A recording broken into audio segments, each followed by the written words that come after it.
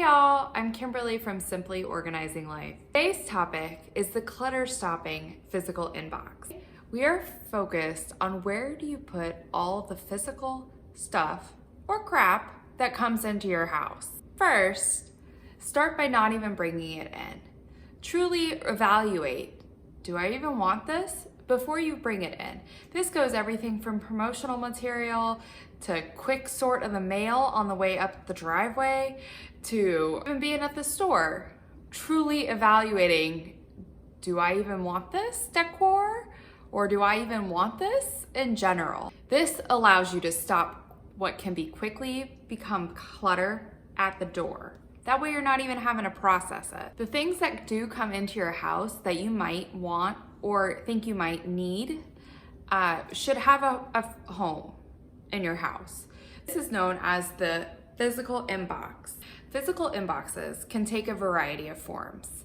Everything from a drawer, per se in the kitchen, to a drawer in the office, to a generic Amazon box, because we all have those lying around, to even, which is what I use, like a mail sorter in my office.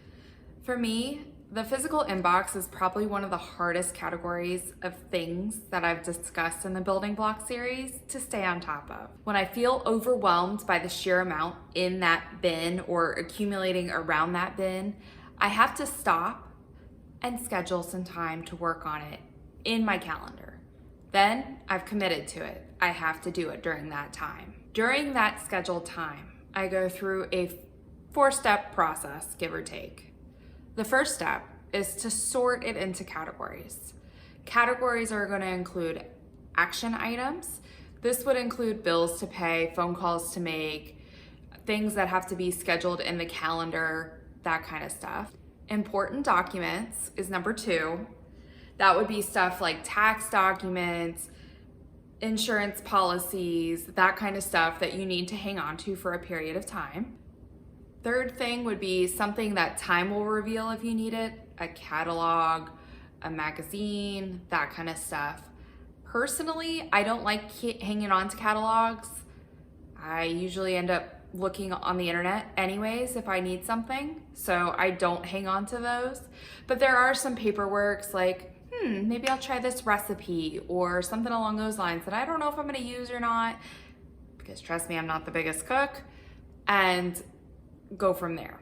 And then the 4th category that you're gonna sort into is a very quick one to go through and get rid of, and it is your trash or your recycling. Just as soon as you sort it out, maybe even have a trash can next to you so you can literally sort into that file box. AKA just throw it away, don't even worry about it anymore. I would recommend trying to sort this stuff at least once a week. It helps you stay on top of what you need to do. The second step in this process is to process your items. So if it's an action item, take that action if it takes 2 minutes or less. If it's something super quick to do, get it off your list. Take two minutes, do whatever that action is, and then get rid of that paper. If it's something that takes a little longer than that, like personally, I tend to scan most of my important documents. I would go to my calendar then and then schedule a batch time to deal with it. Get it all scheduled during that time, but you know you have that time set aside and commit to it. The third step in this process is to review. So all of those, you may or may not need it depending on the time of, you set it aside. Only time's gonna figure out if you need it or not, like those catalogs that I mentioned. Have a hard deadlines associated with them. Say it's a clothing catalog for fall. I live in Florida, so really we don't have much of a fall season here because I'm in middle Florida where there really isn't seasons that much except hot and a little less hot. But I am not going to be ordering fall clothes for use in summer. They're not even going to be available. So set them aside, maybe like a month. In 1 month, if you haven't ordered or don't want to order anything from this catalog, get rid of it.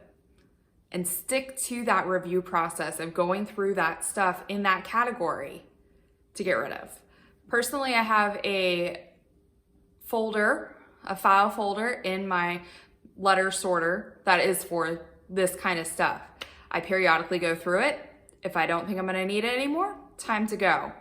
But routinely go through it so you can make sure it's not growing and growing. The fourth step in this process that I created for myself is appreciate how much less stressed you feel because you went through all of that.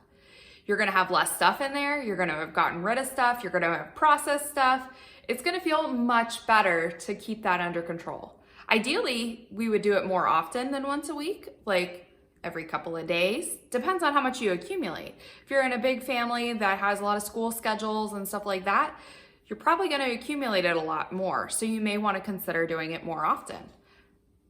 I don't have that particular situation for myself, so I don't accumulate as often. So I don't do it quite as often as other people could be. Hopefully, following these steps can allow you to create your own physical inbox and have an optimized system for processing it. This channel's goal is to help you create simple, optimized systems for your life. It's not a one-size-fits-all. You have to figure out what works for you as well. If you're enjoying this content, please hit the subscribe button so you will be updated for weekly video posts. If you're also wanting more of the Building Block series, then I will link the playlist as well for you.